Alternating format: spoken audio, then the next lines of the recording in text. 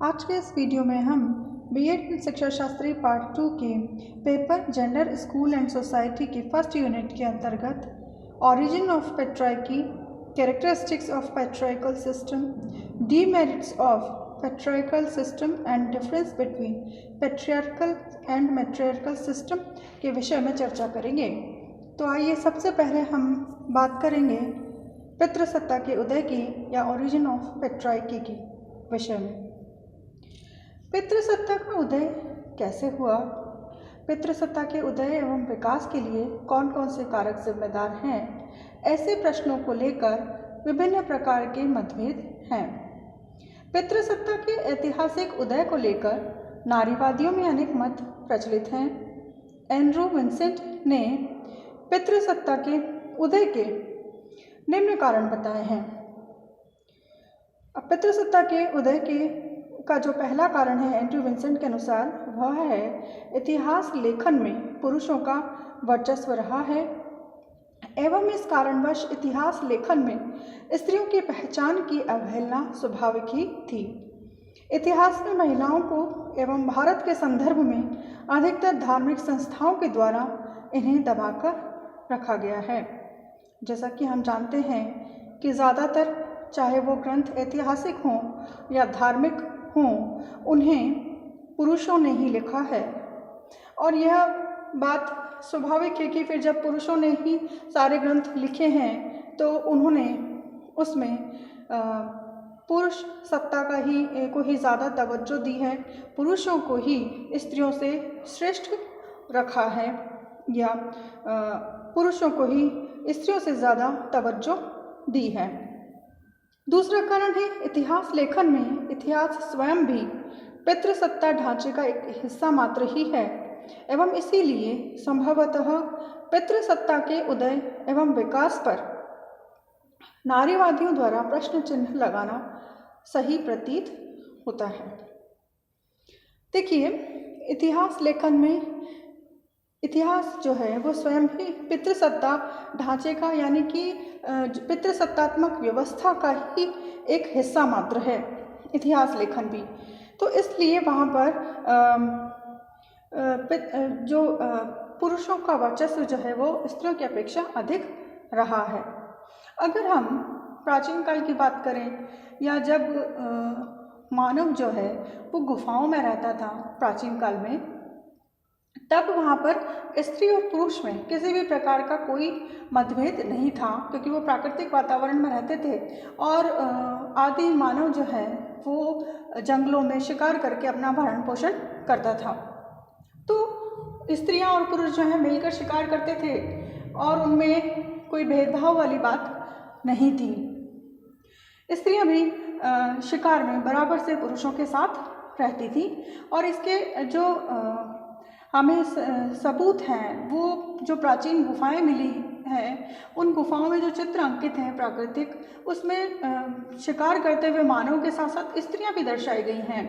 तो इससे हम एक अनुमान लगा सकते हैं कि उस समय जबकि आदि मानव जो था तब स्त्री और पुरुष में किसी भी प्रकार का कोई भेदभाव नहीं था और मिलकर वो कार्य करते थे। उनका एक ही कार्य था, शिकार करना और अपना भरण पोषण करना। जैसे जैसे मानव बुद्धिमान होता गया और उसका विकास होता गया, तो जैसे जैसे मानव सभ्यता का विकास हुआ वैसे वैसे आवश्यकता हुई कि एक जो मानव समाज बना, क्योंकि मानव जो है वह एक सामाजिक प्राणी है और शुरू से ही समाज में रहता है।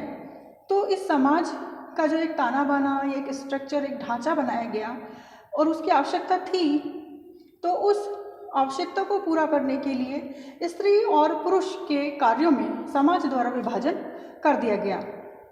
अब ये विभाजन जो था वो प्राकृतिक दृष्टि से था या हम कह सकते हैं कि क्योंकि स्त्रियां जो हैं उनको संतान को जन्म देना होता है और अपना दूध पिलाकर उस संतान का पालन पोषण करना होता है।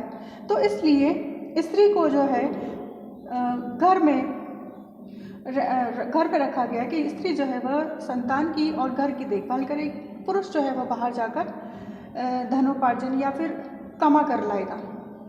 तो ये एक उस समय एक समाज की व्यवस्था थी और एक कह सकते हैं कि एक मांग हो सकती है, या समाज की उस टाइम की जो परिस्थितियाँ थी उनमें एक स्वाभाविक रूप से ये कार्य विभाजन जो है स्त्री और पुरुष के मध्य समाज द्वारा कर दिया गया था। लेकिन यह कार्य कालांतर में जाकर रूढ़ हो गए कि स्त्रियां जो है वह अमुक कार्य ही कर सकती हैं और पुरुष जो है वह अमुक कार्य ही कर सकते हैं।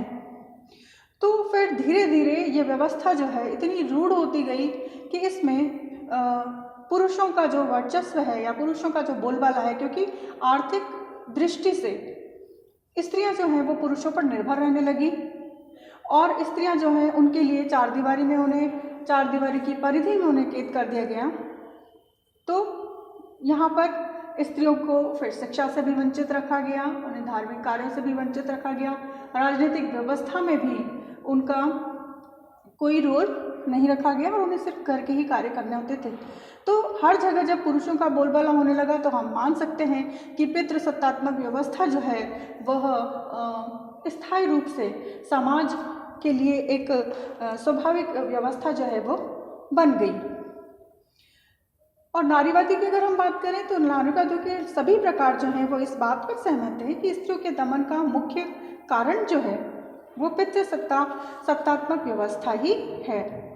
परंतु पितृसत्ता की उत्पत्ति को लेकर नारीवादियों के मध्य विभिन्न मत विद्यमान हैं। कुछ लोगों का विचार है कि यह एक प्राकृतिक पद सोपान व्यवस्था है। प्राकृतिक पद सोपान जैसे मैंने आपको अभी एक्सप्लेन किया है कि जब प्राचीन काल में मानव जब गुफाओं में रहता था, शिकार करता था, तब कोई फर्क नहीं था, लेकिन धीरे धीरे जब मानव सभ्यता का विकास होता गया तो उनमें फर्क होने लगा और समाज द्वारा जो कार्य विभाजन किया गया स्त्रियों और पुरुषों के मध्य में, उसी की वजह से ये व्यवस्था जो है रूढ़ हो गई। और कुछ नारीवाद जो है वो इस मत का खंडन करते हुए कहते हैं कि यह पुरुषों द्वारा निर्मित की गई एक संस्था है जिसमें पुरुषों द्वारा बनाई गई कानूनी व्यवस्था, रीतियाँ, शिक्षा, धर्म आदि का योगदान रहता है।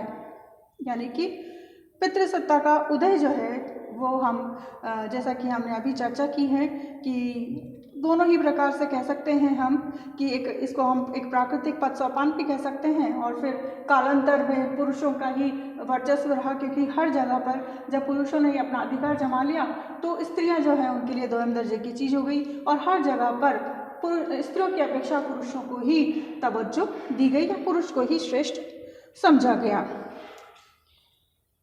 उसके बाद में अब हम बात करेंगे पितृसत्तात्मक व्यवस्था की विशेषताओं की या कैरेक्टरिस्टिक्स ऑफ पैट्रियार्कल सिस्टम की। पितृसत्ता एक सामाजिक प्रणाली है। जैसे कि हमने अभी एक बात करी है कि मनुष्य जो है वो एक सामाजिक प्राणी है और उसने अपने लिए एक जो व्यवस्था बनाई है, समाज का एक ताना बाना या जो एक ढांचा बनाया है वह पितृसत्तात्मक व्यवस्था है और पितृसत्तात्मक व्यवस्था को हमें कह सकते हैं कि एक सामाजिक प्रणाली है। यह एक पारिवारिक प्रणाली है जिसमें पुरुष की भूमिकाएं स्त्रियों की भूमिकाओं से ऊपर होती है और जिस तरीके का समाज का जो ताना बाना है वही ताना बाना जो है वो परिवार में भी है कि ये पारिवारिक प्रणाली भी है, क्योंकि इसमें पिता जो है वही मुखिया की भूमिका में होता है। तो हम कह सकते हैं कि पितृसत्तात्मक व्यवस्था जो है यह एक पारिवारिक प्रणाली भी है जिसमें कि पुरुष की भूमिका स्त्रियों की भूमिकाओं से ऊपर होती है। फिर है पितृसत्तात्मक व्यवस्था में समाज, अर्थव्यवस्था, राज्य व्यवस्था, धर्म इत्यादि में पुरुषों का ही वर्चस्व होता है और स्त्रियों का स्थान जो है इनमें गौण होता है। फिर है पितृसत्तात्मक व्यवस्था में पुरुष जो है वो समस्त गतिविधियों का केंद्र बिंदु होता है, अर्थात परिवार की समस्त क्रियाएं जो हैं वो उसी के चारों ओर घूमती हैं।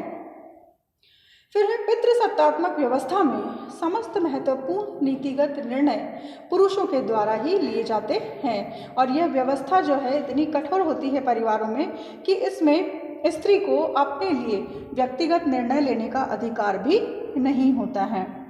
इस प्रकार की व्यवस्था में आर्थिक मुद्दों पर जो है वो पुरुषों का ही एकाधिकार होता है, क्योंकि संपत्ति जो है वो पिता के द्वारा फिर पिता से पुत्र को ही प्राप्त होती है।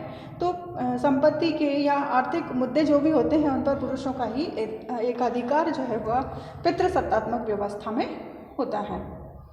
अब हम बात करेंगे तो ये तो थी पितृसत्तात्मक व्यवस्था की विशेषताओं की। और अब हम बात करेंगे पितृसत्तात्मक व्यवस्था के दोष या डीमेरिट्स ऑफ पैट्रियार्कल सिस्टम की। पितृसत्तात्मक व्यवस्था में स्त्रियों की पूर्णतः उपेक्षा होती है, जिससे उनके विकास का मार्ग अवरुद्ध हो जाता है। यानी कि स्त्रियों को जो है पुरुषों के अधीन रखा जाता है और स्त्रियों को हमेशा उपेक्षित किया जाता है या उन्हें उपेक्षा की दृष्टि से देखा जाता है, जिससे कि उनका स्वाभाविक विकास जो है वह रुक जाता है। फिर है ऐसी व्यवस्था में पुरुष अपनी शक्ति का दुरुपयोग भी करता है। यह तो स्वाभाविक है कि जिसके पास जितनी ज़्यादा शक्तियाँ होंगी वह उसका दुरुपयोग करेगा।